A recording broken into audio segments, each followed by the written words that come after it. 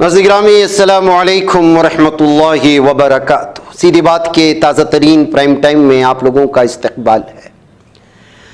ناظرین گرامی، تعلیم وہ زیور ہے جو انسان کا کردار سنوارتی ہے۔ دنیا میں اگر ہر چیز دیکھی جائے تو وہ بانٹنے سے گھٹتی ہے، مگر تعلیم ایک ایسی دولت ہے جو بانٹنے سے گھٹتی نہیں بلکہ بڑھ جاتی ہے، اور انسان کو اشرف المخلوقات کا درجہ تعلیم کی وجہ سے ہی دیا گیا ہے۔ ناظرین گرامی، آج پہلے ایک زمانہ تھا کہ دیہاتوں میں تعلیم نہیں ملتی تھی، ذرائع کم تھے، چھوٹے چھوٹے دیہات، کوئی اردو میں سیکھنا چاہتا اردو اسکول نہیں، کوئی انگریزی میں سیکھنا چاہتا اس کا نہیں، وہی کچھ کمرے تھے سرکاری اسکول کے، کوئی فرسٹ سیکنڈ تھرڈ پانچویں تک پڑھ لیا، کوئی ساتویں تک، کوئی مڈل اسکول گیا کوئی۔ اب ماحول یہ ہے کہ چھوٹے چھوٹے گاؤں میں تعلیم کی اس قدر بیداری ہو چکی ہے، اور اس سے زیادہ خوشی کی بات یہ ہے کہ مسلمان جو تعلیم سے بھاگتے تھے ان میں آج حد سے زیادہ تعلیمی بیداری پائی جا رہی ہے، اور مسلم مینجمنٹ والے اسکولوں کی تعداد میں اضافہ ہی اضافہ ہوتا جا رہا ہے۔ پہلے بڑے شہروں میں رہ کر کے تعلیم حاصل کرنے والے آج بڑے شہروں کے طلباء میں یا تو وہ تعلیم حاصل نہیں کر رہے، یا حد سے زیادہ آزادی دینے کی وجہ سے بالکل مسلم معاشرے کے نوجوان جن کی عمریں 17، 16، 15، 18 کے بیچ ہے، وہ منشیات اور ڈرگس اور دیگر چیزوں کے عادی بن کر کے کہیں پڑے ہوئے ہوتے ہیں، جبکہ ان کے پاس سارے ماحول ہیں، اچھے اسکولز ہیں، اچھی طرح کی سہولیات ہیں۔ ماحول بدل گیا۔ پہلے شہروں میں پڑھنے والے بڑے بڑے تعلیم حاصل کرتے تھے، ڈگریاں لیتے تھے، آج چھوٹے چھوٹے شہروں میں ان کے لیے تعلیم کا ایسا ماحول بنا دیا گیا کہ بڑے شہروں کے لوگ بھی ان کا مقابلہ نہیں کر پا رہے۔ سیدھی بات، اور بالخصوص میرا ایسے بہت سارے اداروں میں جانا ہوتا ہے۔ ایسی ایک ادارے میں جانا ہوا آج سے 22 سال پہلے، جس جگہ کو آپ ہماری تصویروں میں دیکھ رہے ہیں، وہاں صرف اندھیرا تھا۔ ایک چھوٹی سی مسجد تھی، اور مسجد بھی ٹین والی، اور کہیں بیچ میں ایک بلب، اندر دن میں بھی داخل ہوتے تو اندھیرا نظر آتا۔ آج وہاں بہار ہی بہار ہے۔ جی ہاں ناظرین گرامی، جیسا کہ میں نے کہا، یہ شموگا ضلع کے شکاری پور کے تعلقے میں آنے والا نرسا پور ہے، اور نرسا پور کا یہ Alfauzan educational welfare and charitable trust یعنی الفوزان اسکول اور جامعہ فیض القرآن عربک کالج اور الفوزان انگلش میڈیم اسکول کا یہ منظر ہے۔ سالانہ ثقافتی پروگرام ہے جس کو اینول ڈے سیلیبریشن کہا جاتا ہے۔ یہاں بچوں نے یہ تقریب ہر اعتبار سے بچوں کے جو بچے حافظ بنے مدرسے سے، ان کے تکمیل قرآن کی بھی نشست سجائی جا رہی تھی۔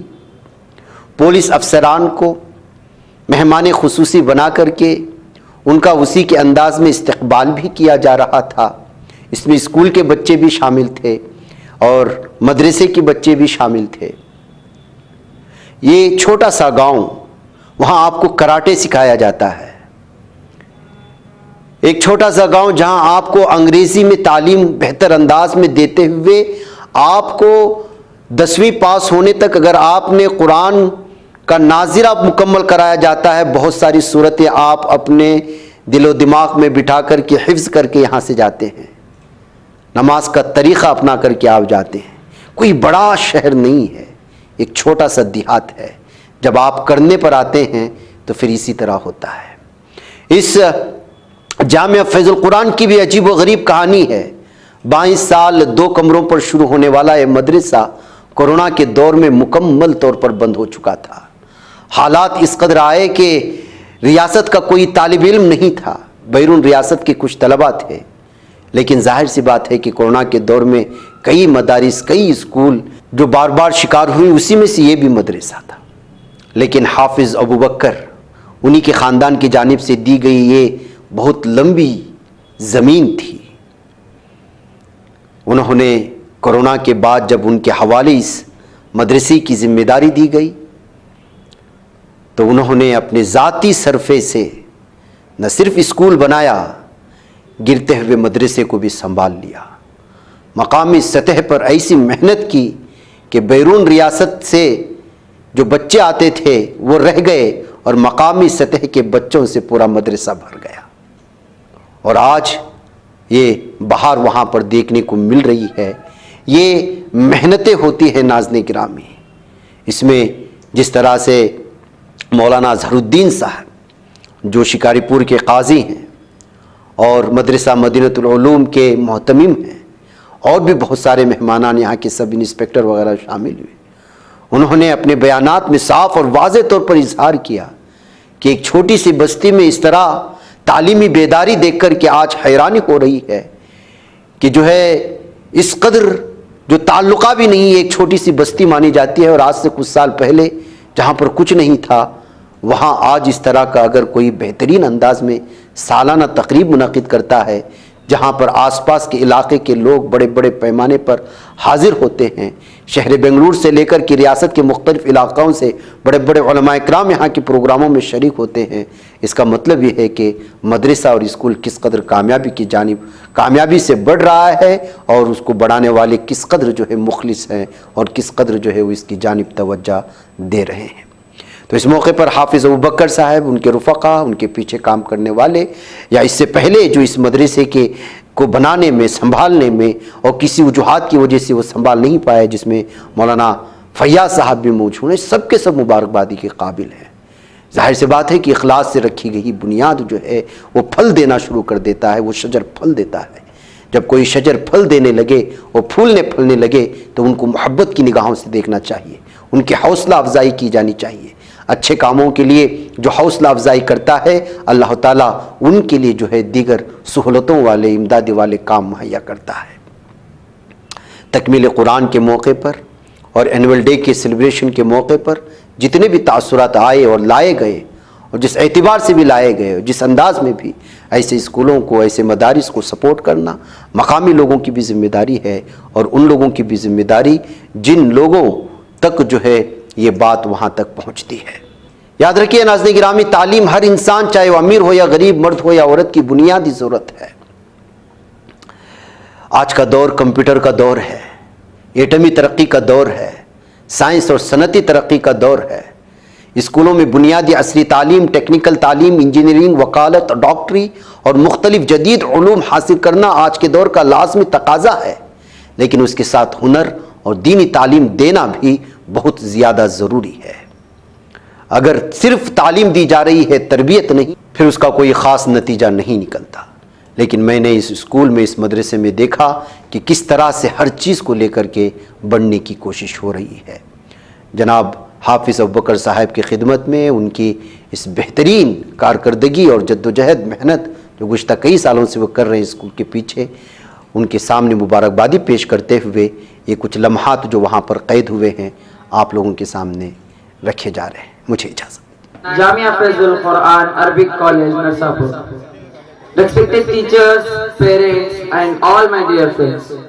Today I am going to speak about the power of Salah, which is the most important act of worship in our Islam.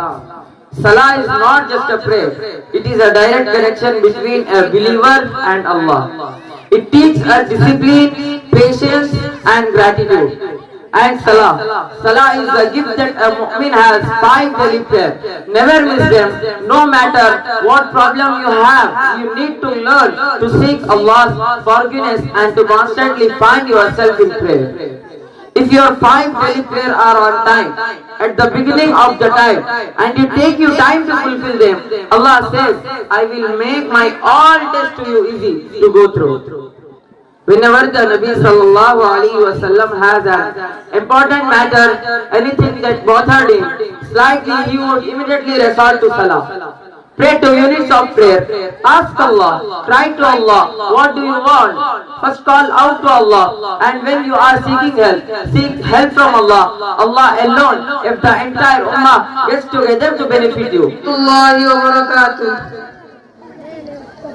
ಸಮಾರಂಭದ ಅಧ್ಯಕ್ಷರೇ, ಅತಿಥಿಗಳೇ, ಗುರುಗಳೇ, ಪೋಷಕರೇ ಹಾಗೂ ನನ್ನ ಸಹಪಾಠಿಗಳೇ, ಇಂದು ನಾವು ನಮ್ಮ ಶಾಲೆಯ ವಾರ್ಷಿಕ ಸಮಾರಂಭವನ್ನು ಆಚರಣೆ ಮಾಡುತ್ತಿದ್ದೇವೆ.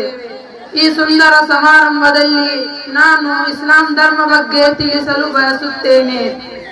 ಇಸ್ಲಾಂ ಎಂಬುದು ಅರಬಿ ಪದವಾದ ಸಲಾಂನಿಂದ ಉದ್ಭವವಾಗಿದೆ. ಇದರ ಅರ್ಥ ಶಾಂತಿ ಮತ್ತು ಸಮಾಧಾನ.